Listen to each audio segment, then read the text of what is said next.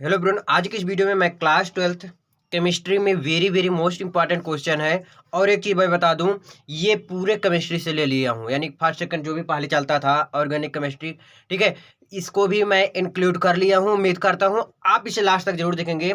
एक चीज़ और मैं बता दूं, अगर पीडीएफ पाना है तो टेलीग्राम का लिंक डिस्क्रिप्शन में, वहां पर ज्वाइन कर लीजिए, पीडीएफ आपको मिल जाएगा। इसके बाद जो भी आपको वीडियो चाहिए तुरंत जाके कमेंट कीजिए। अब आपको वीडियो दूसरे दिन या पर डे मिलता रहेगा, वो आपके हिसाब से रहेगा। आप जितना रिस्पॉन्स करेंगे उसी हिसाब से आपको वीडियो प्रोवाइड किया जाएगा। उम्मीद करता हूं आप समझ गए होंगे, ठीक है ना। अब देखिए 2022 में 99% यही आएगा। अब ये समझ लीजिए कितना ज़्यादा इंपॉर्टेंट, बहुत ही ज़्यादा इंपॉर्टेंट है ये। अनसॉल्व पेपर से लिया गया है, वेरी मोस्ट इंपॉर्टेंट। जो पूछा जा गया था, प्रीवियस ईयर का क्वेश्चन उठाया गया है, वहां से क्वेश्चन उठाया गया है, फिर जाके इसको लिखा गया है। अब आपको बताना है कि इतने क्वेश्चन में 70 प्लस क्वेश्चन है लगभग, ठीक है। अब देखिए यहाँ पर BCCA क्वेश्चन हुआ, FCC 2 या FCC 3 क्वेश्चन, यहाँ से ही 3 क्वेश्चन, लेकिन मैंने इसको कितना लिखा हूँ, एक लिखा हूँ, ठीक है ना। ये समझ जाइएगा, इससे बाहर नहीं आएगा तो इसको लास्ट तक जरूर देखना। देखिए BCC की संकुलन दक्षता, SCC, FCC, इसमें से एक आएगा। अगर तीनों आ गया ना तो 4 नंबर में लेकर आएगा, ये समझ लेना, इससे बाहर नहीं आएगा पहले लेसन में। दूसरा है क्वेश्चन है साटकी दोष, रिक्तिका दोष, फ्रेंकल दोष, अंतराकाशी दोष, ये सारे दोष होते हैं। अगर मैं इनमें भी कहूँ सबसे ज्यादा इंपॉर्टेंट क्या है, तो साटकी दोष और फ्रिंकल दोष बहुत ही ज्यादा इंपॉर्टेंट है। और बहुत आसान तरीके से मैं सारा क्वेश्चन करा चुका हूं, आप जाके पीछे देख सकते हैं या आप सर्च कर सकते हैं, बाय अतुल स्टडी सेंटर लिख के आपको मिल ही जाएगा। ओके, देखिए दूसरे लेसन में आ जाइए, मोलरता, मोललता, नॉर्मलता। तीसरा क्वेश्चन है मोलरता, मोललता, नॉर्मलता। अब इसमें भी कहो कि इसमें सबसे ज्यादा इंपॉर्टेंट, तो भैया मोलरता कर लीजिएगा, मोललता कर लीजिएगा, नॉर्मलता थोड़ा कम इंपॉर्टेंट है। तो मोलरता, मोललता, इस दोनों को जरूर ही कर लीजिएगा। मोल अंश, मोल प्रभाज, वेरी मोस्ट इंपॉर्टेंट है। अब इसमें कहीं कहीं आता है मोल अंश, कहीं कहीं आता है मोल प्रभाज, तो डरिएगा मत, दोनों एक ही चीज है। चाहे मोल अंश कहिए चाहे मोल प्रभाज कहिए, दोनों एक ही चीज है, एक ही आंसर है। पढ़ लीजिएगा प्लीज, इसको बहुत लोग ने इंक्लूड किए इंपॉर्टेंट में, बट आप पीछे जाके देखिएगा, ये मोल अंश मोल प्रभाज पूछा गया है। कभी कभी मोल अंश आ जाता है, कभी कभी मोल प्रभाज, दोनों एक ही चीज है, ठीक है, इससे घबराइएगा मत। विसरण तथा परासरण होगा, मैं 2 बार विसरण ही लिख दिया है, तो देख लीजिएगा ये क्या है, आपका परासरण है। क्या है भैया, परासरण है। विसरण तथा परासरण में अंतर, इसको भी क्लियर कर लीजिएगा। पांचवा क्वेश्चन, विसरण तथा परासरण, चार्ल्स वांट हाफ का नियम कर लीजिएगा। इसको भी राउल्ट का नियम, ये तो वेरी मोस्ट इंपॉर्टेंट भैया। अगर इसको डबल तिबल स्टार दो कम नहीं है, वेरी मोस्ट इंपॉर्टेंट। क्लियर है ना, राउल्ट का नियम वेरी मोस्ट इंपॉर्टेंट है, इसको जरूर क्लियर कर लीजिएगा। राउल्ट का नियम फिर से मैं बता रहा हूँ, राउल्ट का नियम, इसे जरूर ही क्लियर कर लीजिएगा। अगला क्वेश्चन आ जाता है 8वां क्वेश्चन, हेनरी का नियम, कि हेनरी का नियम क्या है, ठीक है।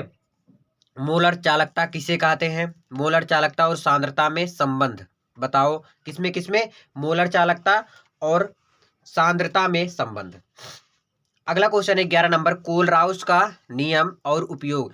अब नियम भी लिखना है आपको, और क्या लिखना है, उपयोग भी लिखना है। तो कोलराउस का नियम भी लिखना है आपको और उपयोग भी लिखना है। ये बात नोट कर लीजिएगा, उपयोग कोलराउस का कहाँ होता है, इसको भी लिखना है। तो ये भी क्वेश्चन उम्मीद करता हूँ आप समझ गए होंगे। सुचालक, कुचालक, अर्धचालक, बहुत इजी क्वेश्चन है। सुचालक, कुचालक, अर्धचालक, इसको भी क्लियर कर ही लीजिएगा। क्लियर, सुचालक, कुचालक, अर्धचालक। देखिएगा क्वेश्चन नंबर 13 है आपका, धात्विक चालक चालक और विद्युत अपघटनी चालक में अंतर, दोनों में अंतर बताना। अगर आपको यहां तक समझ में आया तो लाइक जरूर कर दीजिएगा, बस क्लियर, लाइक जरूर कीजिएगा। तो धात्विक चालक और विद्युत अपघटनी चालक में अंतर, प्रबल वैद्युत अपघट्ट और दुर्बल वैद्युत अपघट्ट। वैद्युत अपघटनी सेल, देखिए प्रबल वैद्युत अपघट्ट जो है, दुर्बल वैद्युत अपघट्ट में कम से कम 3 अंतर लिखिएगा। अगर अलग से आ गया तो कोई बात नहीं, लगभग 3 आंसर से कम मत लिखिएगा, ठीक है। अगला है वैद्युत अपघटनी सेल और वैद्युत रासायनिक सेल में अंतर, दोनों में अंतर लिखना है और कम से कम 3 अंतर से कम मत लिखिएगा। मैं बार बार बोल रहा हूं, 3-4 अंतर से कम मत लिखिएगा। अगला क्वेश्चन अगले पेज में चलो। क्वेश्चन नंबर 16 है वैद्युत अपघटन के नियम। वैद्युत अपघटन के नियम 17वां है, फैराडे नियतांक बताओ। नेट समीकरण, इलेक्ट्रोड विभव और मानक इलेक्ट्रोड विभव में संबंध। इलेक्ट्रोड विभव और मानक इलेक्ट्रोड विभव में क्या बताना है आपको? संबंध बताना है। क्या बताना भैया? संबंध बताना है। याद रखिएगा मैं क्या बोला हूँ, जो टिक कर रहा हूँ ना वो तो बहुत ही ज्यादा इंपॉर्टेंट है। इलेक्ट्रोड विभव और मानक इलेक्ट्रोड विभव में क्या बताना है? संबंध बताना है। क्वेश्चन नंबर 20 है, संक्रियण ऊर्जा किसे कहते हैं? और फेन प्लवन विधि चित्र द्वारा आपको दर्शाना है। फेन प्लवन विधि, ठीक है। स्व उत्प्रेरण, प्रेरित उत्प्रेरण, इसको लिख के एक एक उदाहरण दे दीजिएगा रासायनिक सूत्र के हिसाब से, आपका नंबर मिल जाएगा। ये भी आपका बहुत ज्यादा इंपॉर्टेंट है। परासरण दाब क्या होता है? बहुत इजी है, अगर आप समझेंगे ना बहुत मजा आएगा। अगला है कोलराउस का नियम, इलेक्ट्रोड रासायनिक श्रेणी, विद्युत अपघटनी सेल और गैल्वेनिक सेल में अंतर बहुत ही ज्यादा इंपॉर्टेंट है। ये सब बहुत ज्यादा इंपॉर्टेंट है। अपक्रिया की कोटि और आणविकता में संबंधित, मैं लेकिन पूरा नहीं लिखा हूं, तो अपक्रिया की कोटि में अंतर ये तो लिखना ही है। आणविकता, अपक्रिया की आणविकता एवं अपक्रिया की कोटि में अंतर, ऐसे भी आ सकता है। और कभी कभी आता है आणविकता एवं कोटि में अंतर, तो ऐसे भी आ सकता है, इसलिए मैं शॉर्ट में लिखा हूं। कभी कभी आता है, ध्यान दीजिए, अभिक्रिया की आणविकता एवं अभिक्रिया की कोटि में अंतर। तो भाई साहब ये तो भाई बहुत ज्यादा इंपॉर्टेंट है। प्रथम कोटि की अभिक्रिया, इसका इससे रिलेटेड आपको न्यूमेरिकल सॉल्व करने के लिए एग्जाम में आता ही आता है, ये बात याद रखिएगा। अभिक्रिया का वेग क्या होता है? शून्य कोटि की अभिक्रिया, न्यूमेरिकल, इस लेसन से, रासायनिक बलगतिकी लेसन से एक न्यूमेरिकल आपके एग्जाम में फिक्स है, आएगा ही आएगा, कोई नहीं रोकेगा, तो प्लीज इसको जरूर कर लीजिएगा। अब आता है टिप्पणी करो। क्या? टिप्पणी करो। क्या? टिप्पणी करो। ध्यान दीजिएगा मैं क्या बोल रहा हूँ, टिप्पणी करने के लिए आपको एग्जाम में आएगा, जैसे आ गया टिंडल प्रभाव, पेप्टीकरण, ब्राउनी गति, अस्कंदन, इन चारों में से दो तो पूछेगा ही, चाहे टिंडल प्रभाव, चाहे पेप्टीकरण या ब्राउनी गति। ब्राउनी गति क्या होता है? ये टेढ़े मेढ़े गति करता रहता है। टिंडल प्रभाव जैसे जो प्रकाश के अंदर जाता है वहां अप्रकाशित रहता है, फिर बाहर जाते प्रकाशित हो जाता है। ये मतलब बहुत इजी है, अगर बताने लगूंगा टाइम जरूर लगेगा, लेकिन बहुत इजी है। द्रव स्नेही कोलाइड एवं द्रव विरोधी कोलाइड, ये भी बहुत ज्यादा इंपॉर्टेंट है, तो प्लीज इसको भी देख लीजिएगा। मैं जो भी बता रहा हूँ उसको देख लीजिएगा। जो आपको नहीं समझ में आता है कमेंट कर सकते हैं, पूछ सकते हैं, मैं बता दूंगा आपको कमेंट में। चलिए अगला क्वेश्चन। तो ये क्वेश्चन मैं आपको बता दिया था, द्रव स्नेही कोलाइड और द्रव विरोधी कोलाइड पढ़ लीजिएगा। स्वर्ण संख्या क्या होता है? रच्छी कोलाइड क्या होता है? अस्कंदन क्या होता है? छोटी छोटी जो क्वेश्चन आते हैं 2-2 नंबर में, 1-1 नंबर में ना, यही सब है। क्या? स्वर्ण संख्या क्या होता है? रच्छी कोलाइड क्या होता है? अस्कंदन क्या होता है? प्रेरित उत्प्रेरण एवं स्व उत्प्रेरण क्या होता है? ये भी बहुत ही ज्यादा इंपॉर्टेंट है। प्रगलन और निस्तापन में अंतर पढ़ लीजिएगा। वात्या भट्टी, तांबे के मुख्य अयस्क, कम से कम 3 अयस्क लिखिएगा तांबे के मुख्य अयस्क। डाई एथिल ईथर, ध्यान दीजिए, डाई एथिल ईथर बनाने की विधि का सचित्र वर्णन करना है। क्या करना है? सचित्र वर्णन करना है।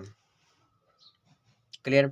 हेबर विधि द्वारा अमोनिया का निर्माण करना है। किसके द्वारा? हेबर विधि द्वारा। फास्फीन बनाने की प्रयोगशाला विधि का सचित्र वर्णन करो। H2SO4, क्या? H2SO4 क्या होता है? सल्फ्यूरिक अम्ल निर्माण की शीर्ष कक्ष विधि और सल्फ्यूरिक अम्ल की संपर्क विधि, दोनों में से एक तो आएगा ही, एग्जाम में आएगा ही आएगा, तो प्लीज इसको दोनों को पढ़ लीजिएगा। ठीक है, तो सल्फ्यूरिक अम्ल की शीर्ष कक्ष और संपर्क विधि, दोनों विधि जो होते हैं बहुत ज्यादा इंपॉर्टेंट है। प्रयोगशाला में ओजोन बनाने की विधि, उत्कृष्ट गैसों का उपयोग, अमोनिया NH3 हेबर विधि द्वारा निर्माण। देख लीजिए 50 क्वेश्चन हो गया। 50 क्वेश्चन, 51 क्वेश्चन अगले पेज में, चलो उसको भी देख लेते हैं। ऊर्जा अभिक्रिया, अब आपका आ गया रिएक्शन। क्या? रिएक्शन 2 नंबर में पूछता है। अब रिएक्शन में अभी नीचे बताऊं, ऊर्जा अभिक्रिया इसको लिख लीजिए पहले, ठीक है। क्लोरोफॉर्म को गहरी रंगीन बोतलों में क्यों रखते हैं? DDT, di chloro di phenyl tri ethyl पर संक्षिप्त टिप्पणी करो। देखिए DDT का फुल नेम भी लिखने के आता है 1 नंबर में, और इसका उपयोग कहाँ होता है? कीटनाशक के रूप में, इसको भी लिखना पड़ेगा, और DDT का रिएक्शन भी लिखना पड़ेगा, जो कि बहुत ज्यादा इजी है। देखिएगा राइमर टीमन अपक्रिया, ये 2 नंबर में पूछने का चांस है, बहुत ज्यादा इंपॉर्टेंट है। क्या? बहुत ज्यादा इंपॉर्टेंट है। क्लोरोबेंजीन बनाने की विधियों का वर्णन करना है। कहीं नहीं जा रहा, देखिए अब देखिए, क्लोरोबेंजीन बनाने की विधियों का वर्णन करो, रासायनिक गुण, भौतिक गुण और उपयोग लिखना है। अब रिएक्शन देखिए यहाँ से, कहीं नहीं जा रहा, क्रिया nylon 6 Sandmeyer, Williamson, Smith, carbyl, Perkin, इतने सारे क्या है? सिर्फ रिएक्शन है। अब पढ़ना क्या है? पढ़ना क्या है ये भी मैं बता दे रहा हूँ। ध्यान दीजिएगा, यूपी बोर्ड में शायद डीडीटी नहीं है, पहली बात। आपको राइमन टीमन पढ़ना है, उर्ज अपक्रिया पढ़ना है, और सैंडमायर कैनिजारो, बस इतना ही पढ़ लेना, आपको हो जाएगा काम ना। अगर आपको पढ़ना भी, आपके पास टाइम है तो पढ़ सकते हैं पूरा अच्छे से। देखिए, स्टार्च से एथिल अल्कोहल के उत्पादन के औद्योगिक विधि का वर्णन कीजिए, रासायनिक अपक्रियों के समीकरण लिखना है। ये क्वेश्चन नंबर 63 है। और क्वेश्चन नंबर 64 जो है, प्रयोगशाला में फार्मल्डिहाइड HCHO बनाने की विधि का नामांकित चित्र बनाना है, ठीक है ना। तो आई होप आप समझे होंगे। देखिए, आप कहोगे 64 ही क्वेश्चन है भैया, आप 70 क्वेश्चन लिखे हो, तो भैया एक एक क्वेश्चन में कम से कम, पहले जो मैं स्टार्ट किया था उसमें 3-3 क्वेश्चन कर दिया था, एक नंबर क्वेश्चन डाल के 3-3 क्वेश्चन कर दिया था, इसलिए मैं 70 लिखा था। आई होप आप समझे होंगे। मिलते हैं नेक्स्ट वीडियो में। प्लीज इस वीडियो को लाइक जरूर कर दीजिएगा और शेयर जरूर कर दीजिएगा। बहुत बहुत धन्यवाद।